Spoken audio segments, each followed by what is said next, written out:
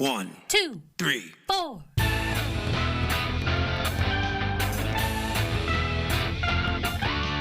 Monster movie. Fun time, go! Monster movie. Fun time, go. Monster. Movie. Fun time. Go! Monster movie. Fun time, go. With Precious D and Honeybee. Fun time, go!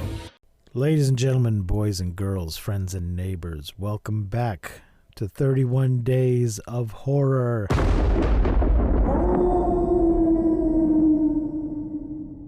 Day number 19.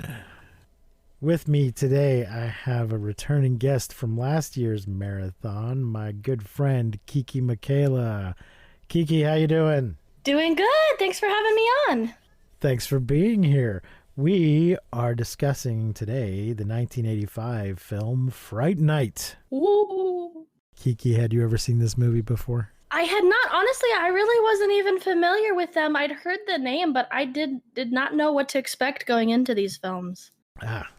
Yes, I'd say it's a classic. I mentioned in another episode, it's part of a kind of a trio of 80s vampire movies, came out one right after the other. Fright Night, and then Vamp the next year, and then Lost Boys the year after that. Interesting. I have seen the Lost Boys. Bleh. Yeah. And then after that, we had Fright Night Part 2 in 1988. We'll get to that later. So it's in color, 106 minutes, directed and written by Tom Holland. The budget was between 7 and 9.25 million, and the box office was 24.9 million. The featured monsters are vampires, a vampire, and the death count is 8 if you count Ed. Yeah, that's a little ambiguous. Well, he seems to be killed, but then we hear him again at the end. Right. That little laugh. So, yeah. First he's turned, and then he's killed. So he's kind of killed twice. Yeah, true. He's killed by the vampire and turned into a vampire, and then he's killed by the vampire hunter. Mm-hmm. The movie stars Chris Sarandon as Jerry Dandridge, William Ragsdale as Charlie Brewster. Oh, Brewster, you're so cool. Amanda Bierce as Amy Peterson, Stephen Jeffries as Edward Evil Ed Thompson, Jonathan Stark as Billy Cole, Dorothy Fielding as Judy Brewster, that's Charlie's mother, Art J. Evans as Detective Lennox, Roddy McDowell as Peter Vincent, and Stuart Stern as Cook. I don't remember Cook. Yeah, I don't remember that either, and I just watched it, so a very impactful character. Maybe with somebody in the bar or the club or something. Oh, maybe. Nick Savage and Ernie Holmes portray the bouncers killed by Jerry. Playboy playmate Heidi Sorensen also appears as one of Jerry's victims. Probably the one that we see topless. That's going to be my guess. No, so yeah, statistically, that checks out. Well, I wonder if does it say what the rating was? I think it was R. Was it? I mean, I feel like we saw nudity. I feel like that's a pretty hard R. Well, you see, there was a time back in the 80s and before when brief nudity would get you a PG. What? Yes, that was before. Well, I know that was before like so PG-13 was a thing. Yes, before PG-13, where they decided there needed to be a distinction between, I guess it was created for some specific movie. I don't remember what. I think it was But I think Temple of Doom, I believe. that might be it. Which I could be wrong on any that. nudity in it. But yeah, PG was almost a guarantee that you were going to get a little bit of nudity, or at least some swearing. If there was a lot of nudity, then you'd get an R, and of course the level of violence could bump it up to an R. Occasionally, you would get a movie so violent they wanted to give it an X rating, and then they created the NC-17 rating because the X rating became they didn't trademark it. So the porn industry just latched onto it and then just started calling things double X and triple X. Oh, that makes sense. So to distinguish a film with adult themes or lots of violence from just straight up pornography, they created the NC-17 rating. That's and smart. Motion Picture Association stopped using the X rating, so it's now just meaningless. Yeah. There's no meaningful distinction between X and double X and triple X. That doesn't mean anything. Yeah, Wikipedia's not telling me what the rating is. Boo. And so I don't know. I just don't know. I don't know if Voodoo would tell me. Yeah.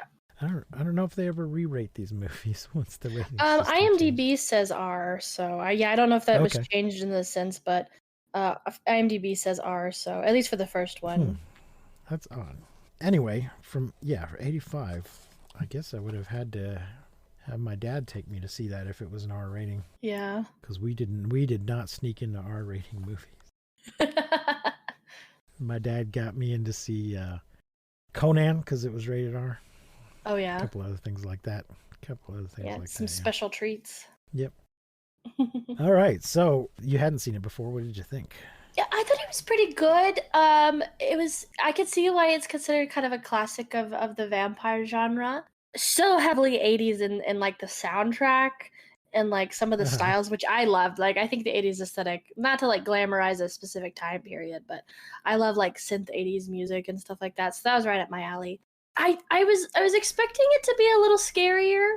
Not that it wasn't scary, but like I feel like the effects weren't as scary as I thought they would be. Like I feel like the vampires, with the exception of the final makeup on the one gal, I thought it was like pretty tame, all things considered. And and then I guess the melting guy. Those were both kind of scary, but everything else, it was surprisingly like tame. But it was still, I mean, not tame. It was still scary, but it was just I was expecting a lot more intensity. But it was still very good. I was able to follow along pretty well, and I liked kind of the back and forth between Charlie and Jerry. Which, can I just say, Jerry is a horrible name for a vampire. Well, Dandridge, his last name's a little bit more Dandridge is classy, good. but I like that. I wish we could have just referred to Jerry. him as Dandridge, because that sounds a little more menacing. But just like, hey, Jerry, the vampire. Yeah. Well, he's trying to blend in, although he doesn't do a very good job of it. No, he immediately blows that cover. He gets found out the first day he moves in. Literally, like he's literally like, they did not even attempt to hide that. Well, and just leaving his blinds up. Oh yeah, that's a bad movie. Curtains open. That's a bad move, even if you aren't a vampire. I kind of feel like he's doing it on purpose. No, well, honestly, because when they're in the club or whatever it is that they're when Amy and Charlie separate and he's like seducing Amy, he just straight up like turns into vampire mode in front of all of these people. So like he clearly doesn't seem to be too concerned. I don't know if it's because he thinks he's so powerful that he can just thrall them all into pretending that nothing happened, but he just does not seem concerned about keeping it a secret. He's just stopped caring at that point. So, yeah, we have 17-year-old Charlie Brewster, who's a fan of a horror television program called Fright Night. This is the Wikipedia summary, folks. Thank you, Wikipedia. Hosted by former movie vampire hunter Peter Vincent, who is interesting in that that is his stage name and the name of his character. Real bold move there. Yeah. There's only one other person I'm aware of that has done that, and that is Crash Corrigan, who Interesting. used to make movie serials, action movie serials, and I think his first part he was cast as Crash Corrigan, and he just decided that's my name now. And whatever works. I guess Peter Vincent did a similar thing. He's clearly kind of based on Vincent Price. Yeah, I got vibes. I got those vibes for sure. One evening, Charlie discovers that his new next-door neighbor, Jerry Dandridge, is a vampire responsible for the disappearances of several victims. After telling his mother, Charlie asks his girlfriend, Amy Peterson, and his friend, Evil Ed Thompson, for help before contacting the authorities. Detective Lennox goes with Charlie to Jerry's house to question him, but his roommate, Billy Cole, tells him that Jerry's away on business. Billy's his, familiar, his guard. He has a guard dog, too, though. Yeah, the whole dynamic between those two is there's a lot of vagueness there, open to interpretation. Okay. I also noticed that Jerry's often eating apples, which they use that in the remake as well. Oh, interesting. Yeah, most of these things, I mean, every movie comes up with its own rules, but most of the time, vampires can't stomach human food. Yeah, and that's interesting because I noticed that, a lot of modern vampire stuff really likes to play with the rules. And I feel like this one stuck to the traditional stuff very hard. So that's kind of a weird thing that they stuck in there compared to everything else being so strict with the classic vampire rules. Yeah. And it appears at one point that he's just bit the entire core out of the apple. He's hardcore. Yeah. Charlie reveals his suspicions about Jerry's vampirism, and Lennox leaves furious. That night, Charlie is shocked to see Jerry inside his house, having been invited in by Charlie's mother. So yeah, that's another classic rule. He has to be invited first. Later, Jerry visits Charlie and offers him a choice: ignore his vampiric activities or else. Charlie refuses, brandishing a crucifix at Jerry. When Jerry tries to push him out the window to his death, Charlie stabs Jerry's hand with a pencil. Jerry destroys Charlie's car in retaliation and threatens Charlie over the telephone. Charlie turns to Peter Vincent for help, but Peter dismisses Charlie as an obsessed fan. Amy, fearing for Charlie's sanity and safety, hires the destitute Peter to prove that Jerry is not a vampire by having him drink what they claim is holy water, but is only tap water. Yeah, Peter gets canceled. Yeah, his show gets canceled. He gets fired. Yeah. And so he's willing to do this job for them because he's desperate now. They've just decided that he's too corny. And, Can't survive in the modern age. Anymore. Yeah, but there's still Sven Gulli still has a show. I don't know if it's on the original channel he started on, but it's still on TV. Oh wow! A lot of these people are still working. Well, one guy's still working. Jerry has claimed to Peter that drinking actual holy water would be against his religious convictions. Peter discovers Charlie is right about Jerry's true nature after glancing at his pocket mirror and noticing Jerry's lack of a reflection, causing him to accidentally drop the mirror. Peter then flees, but Jerry learns of his discovery after finding a shard of mirrored glass on the floor. Jerry hunts down Ed and turns him into a vampire.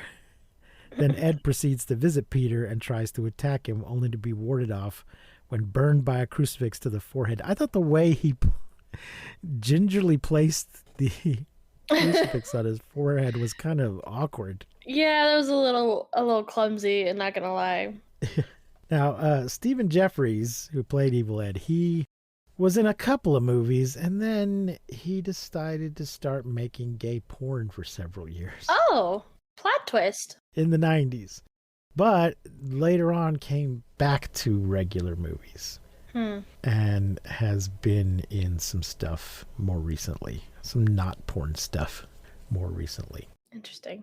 So there you go. Something I read a long time ago when I first discovered this seemed to indicate that he just enjoyed it. He wasn't doing it because that's all the only work he could get. He just enjoyed it. So. Well, you know what they say, do what you love and you'll never work a day in your life. There you go.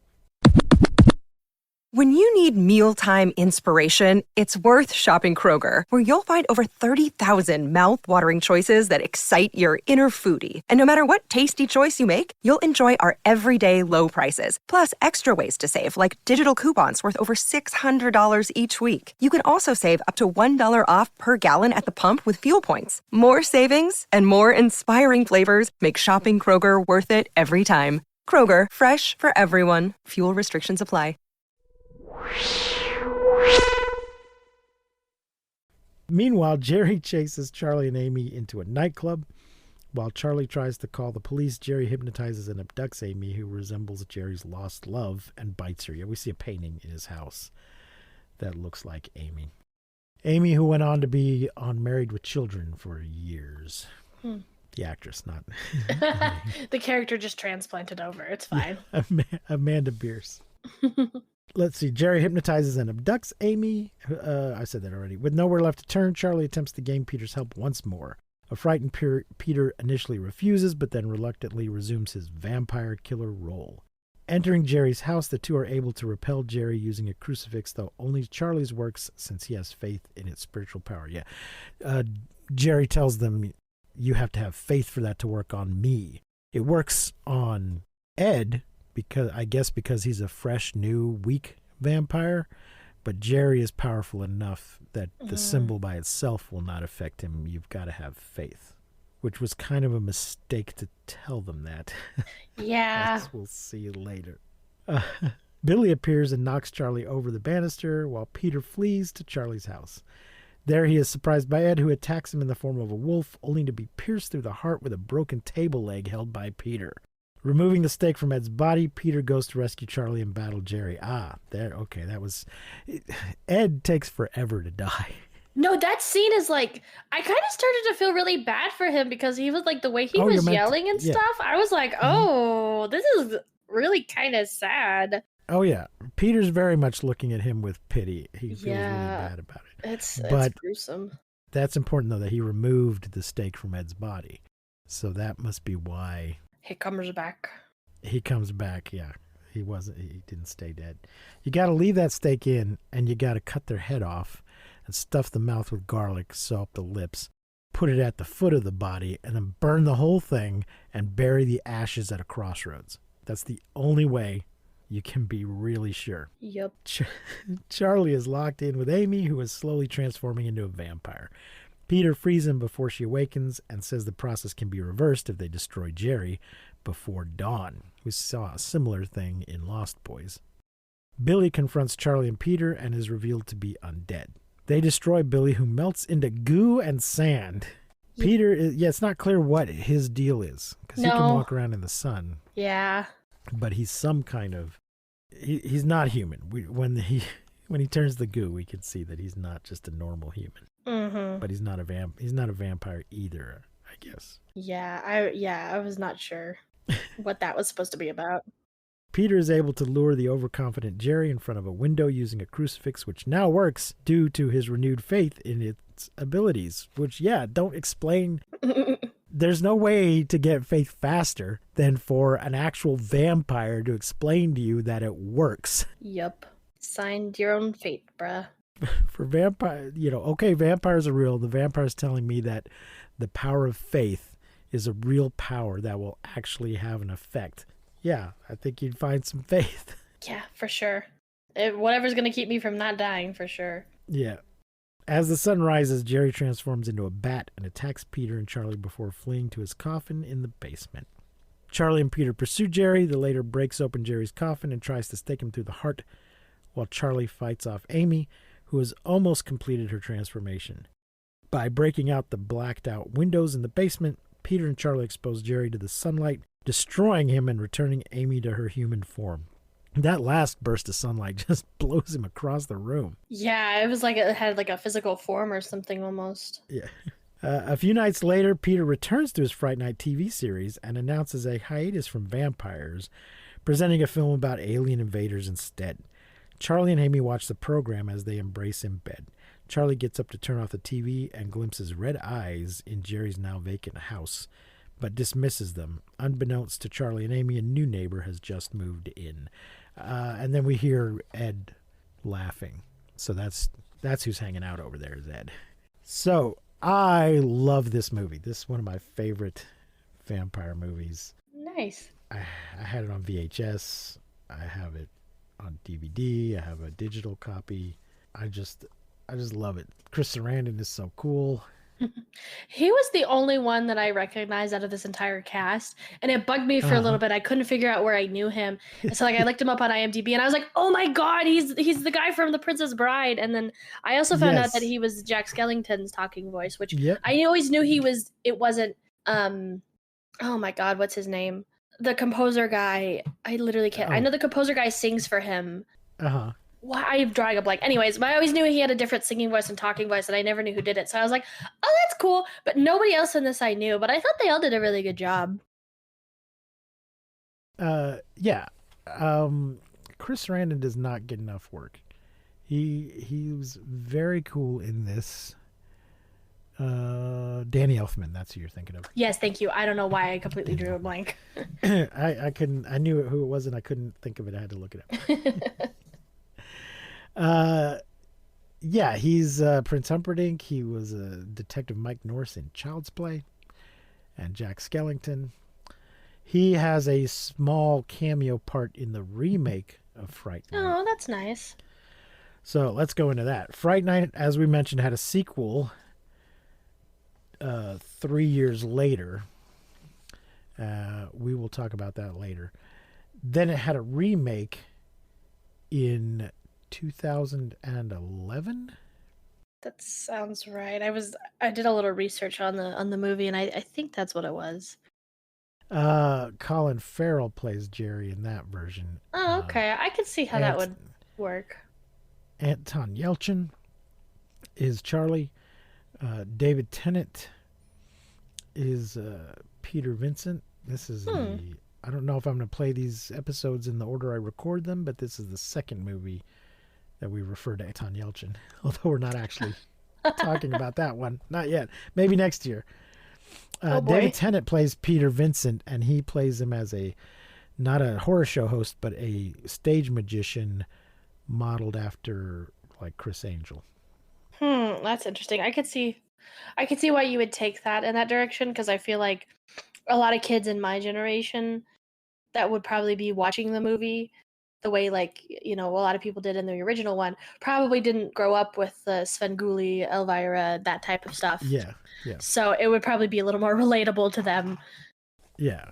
But if you were my age, you'd seen a lot of Vincent Price movies, older movies that got reshown on TV, and that Peter Vincent character, seemed very much like a person that really could have been in these kind of movies. I'd like to see a Peter Vincent movie. Oh, speaking of Peter Vincent, what was going on with his hair? Yeah, I'm not sure. That was something. It looks like he's wearing a gray, stage spray paint in his hair. It's not his natural color. Yeah. Not that he's not a young man when he made this movie, but it's like they said, your hair's not gray enough. Well, I don't know. It's weird because it looks like cheap makeup that they would have used for this show. Yeah, I don't know if that was supposed to be the intention, is that he does it for the show and he just doesn't ever wash it off. Because I will say, that's the thing. I've used spray paint on my hair before, and it is a pain in the ass to clean out. So maybe he just didn't want to clean it out. The kind I've had to use comes out pretty easily. Oh, okay. Well, that's good. But yeah, that was my problem. Not that he had it, but that it never came out. That it was on all the time, because it does look like his TV spray hair makeup to make him look grayer than he actually is. Yeah. But it's just obviously not a natural color, and it's a little distracting. But I just love him in this movie so much. I mean, Roddy McDowall, he's been in so many things, so many different kinds of movies. Of course, he was in Planet of the Apes movies playing Cornelius, but this is one of my favorite things that he's ever done. I think he was pretty happy with it too. So there was a good job. There was a remake in 2011, and then there was sort of there was a thing in 2013 called Fright Night 2 New Blood, which is neither a sequel to the remake or a remake of the sequel. Oh, that's not confusing at all. It's really, I mean, it's presented as if it's a sequel to the remake, but it's really a variation on a theme. It doesn't have any of the same actors, but it has all the same characters. It's got Charlie and Peter and Amy and Ed. Yeah. It has Jerry. Jerry is now spelled with a Gerri and is a woman. Okay. So like the original sequel, the vampire's now a woman, but has the name of the original vampire. It doesn't have the motivation of the vampire in the original sequel. So they just sort of took the characters and the ideas and mixed them around a little bit and sent them over to Bulgaria or where are they go? Romania. Of course, Romania. What am I talking about? Yeah, that's typical. Of course It's Romania. They take a class trip over to Romania. I'm not going to go into the whole thing, but they take a class trip over to Romania, and then we get the same basic thing of Charlie spots a vampire and then has to deal with it. And in that version, Peter Vincent is sort of a TV show ghost hunter type. That's also very fitting. Yes. Yeah. especially in like old abandoned places in like random parts of the world. Yeah.